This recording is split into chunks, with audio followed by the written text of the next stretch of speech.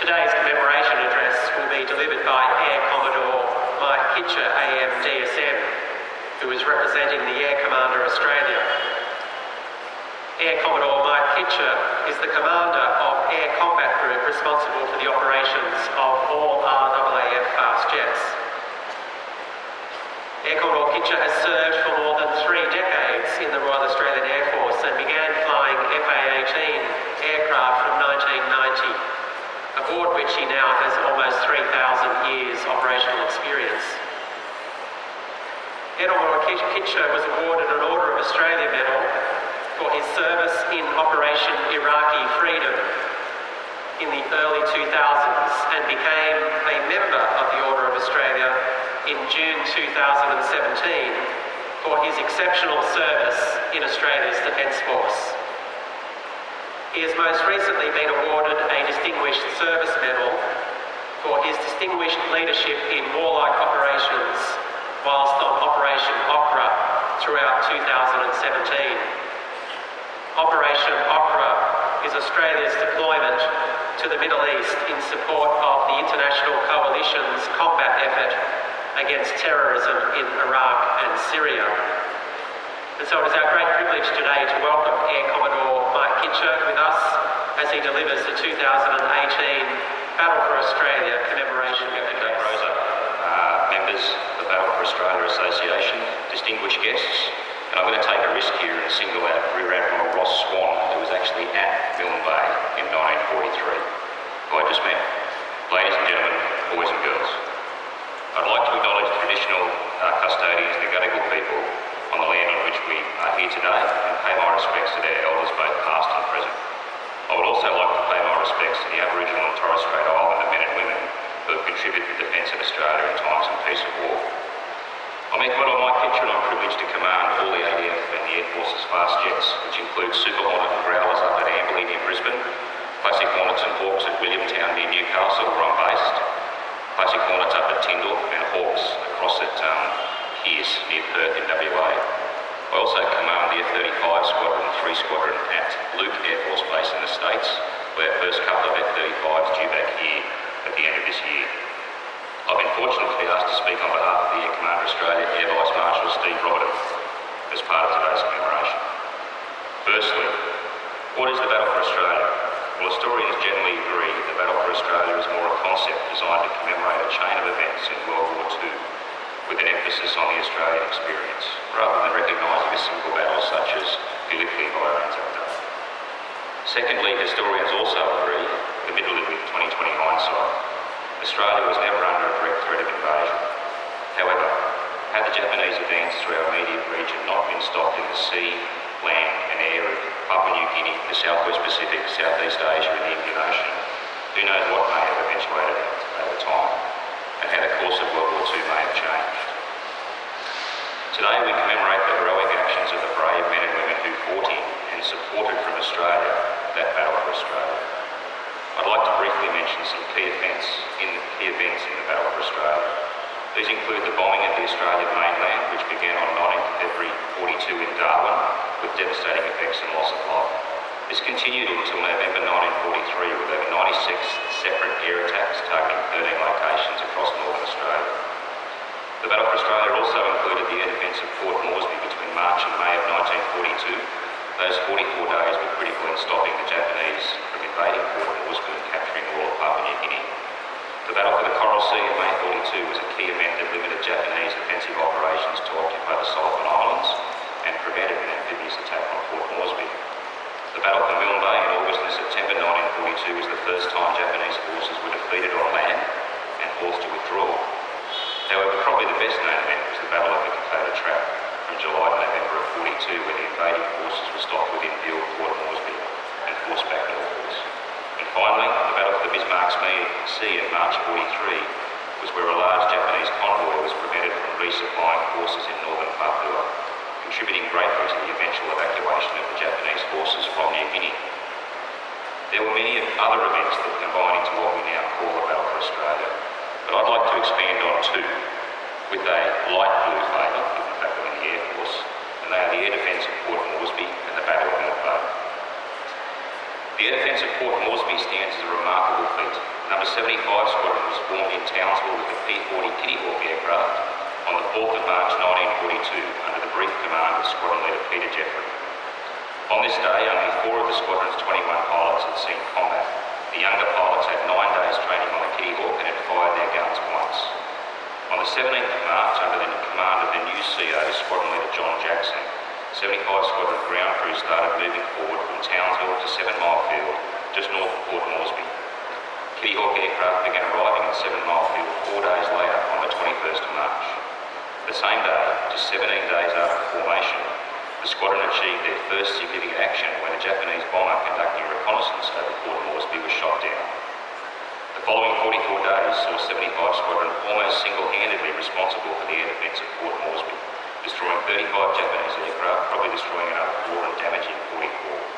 This came at the cost of 12 pilots and 22 Kitty Hawks. The Port Moresby International Airport at 7 Mile Field, just north of Port Moresby, is named Jackson Field in honour of Squadron Leader John Jackson, DFC, the commanding officer of 75 Squadron, who was killed in action while flying Kitty Hawk in defence of Port Moresby on the 28th of April 1942. John Jackson was succeeded in command of 75 Squadron by his brother, Squadron Leader Les Jackson, DFC in Bath, who also led 75 Squadron into the battle of Milne Bay a few months later and became the RAF's first ace in New Guinea by downing 5 enemy aircraft. 75 Squadron was joined by a US Army Air Force Air Recovery Squadron on 30th of April. On 3rd of May, 75 Squadron participated in their final sortie of the period, a bomb interception mission with that US Air Recovery Squadron. Despite the long hours and constant toil from the technicians and support personnel on the ground, through aircraft losses and damage, 75 Squadron were reduced to a single serviceable aircraft for that last sortie. On the 7th of May, the unit returned to Townsville to train and reconstitute until they returned to Milne Bay in 1942, and moving on to that battle for Milne Bay. The battle for Milne Bay was fought between the Allies and the Japanese in August and September of 1942. It was a key Allied victory where Japanese forces suffered their first full-scale defeat and were forced to withdraw. Milne Bay is a large deep-water harbour on the southeastern tip of New Guinea. The Japanese wanted to secure Milne Bay to support their advance along the Kokoda Track to Port Moresby and defend against Allied air and maritime forces operating in the Solomon and Coral Seas. In August 1942, Major General Cyril Close commanded the Milne Force, which consisted of around 7,400 Australian troops and 1,400 American engineers. The 7,400 Australians were primarily from the 7th and 14th Infantry Brigades and included number 75 and 76 Squadrons operating Kitty Hawk aircraft from 3 newly constructed airfields, only number 1, 2 and 3 fields at Milne Bay. They primarily operated from number 1 field, known as Gurney Airstrip. Milne Force also consisted of multiple naval ships of Hudson reconnaissance aircraft from number 6 Squadron, number 37 Radar Station and number 8 Fighter Control Unit. On the 25th of August, Kitty Hawks destroyed a force of 7 Japanese landing barges staging through Goodenough Island, 100 kilometres northwest of Milne Bay. However, early the following morning, in terrible weather, the Japanese began landing a sizable force on the northern shore of Milne Bay, just 10 kilometres east of number 3 Strip. Despite elements of the 61st Battalion of 7th Brigade being heavily engaged and with support from the Kitty Hawk and Hudson aircraft, the enemy made slow but determined westward progress towards the airfield. On the night of the 27th of August, Australian troops were defending the airfield perimeter. On the night of 31st of August, Australian troops repelled 3 mass charges on Gilly Field. The RAF aircraft of 75 and 76 Squadrons, especially the Kitty Hawks, provided close air support for the land forces throughout this period, sometimes attacking at treetop level immediately after takeoff while the landing gear was retracting. During this period, RAF ground crews, in addition to defending the airfields, worked around the clock in the open under enemy fire to repair the airfield and aircraft from both enemy damage and damage from the persistently heavy rain. These efforts, in atrocious conditions, ensured sufficient aircraft were available to fight on every day of the battle. The turning point in the battle for Milne Bay came when Major General Close determined the enemy was not able to threaten the flanks and rear of the Australian positions due to poor resupply, largely due to interdiction from the Navy and Air Forces. He was able to commit the full strength of his brigades to force an enemy withdrawal to their landing point and eventual evacuation on the 6th and 7th of September. Throughout the battle,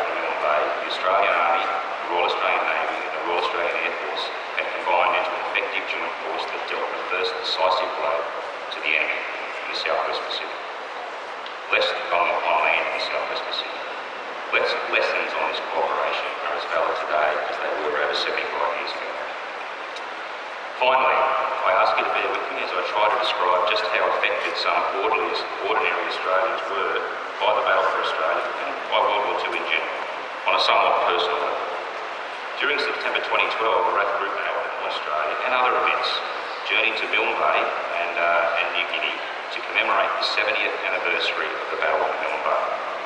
During research for that visit, the group captain found that his grandfather had been a corporal in the Australian Army and had fought as part of that battle for Australia in New Guinea.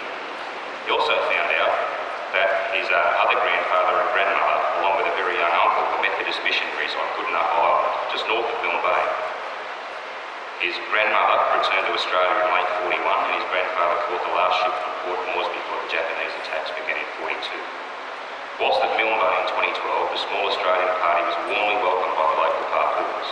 Indeed, some of the locals led a few of us into the jungle for about a 15-minute walk to show us the wreckage of the 75 or 76 Squadron Kitty Hawk, still in the jungle. Some of those local people were from Goodenough Island, and as it turned out, their older relatives had talked about those same missionaries. The battle for Australia continues to have an effect on younger generations even today. That Army corporal was Alan Pitcher, my grandfather, and the missionaries were Reverend Apple Brooks and his wife Joy, my other grandfather. Obviously the group captain was me. It was a very moving experience visiting Milne Bay 6 years ago, as it has been to have the honour of addressing you here today. I would like to close by recognising again the bravery and tenacity of all those who fought, supported and were affected by the battle for Australia, a critical turning point in World War II. We will continue to honour their services. Pitcher, and thank you particularly for helping us understand an RAAF perspective on what was a joint battle for Milne Bay across Army, Navy and Air Force, and particularly your personal reflections and connections back to that time. All of it is an essential reminder to us of the danger that we faced in those years during the Second World War.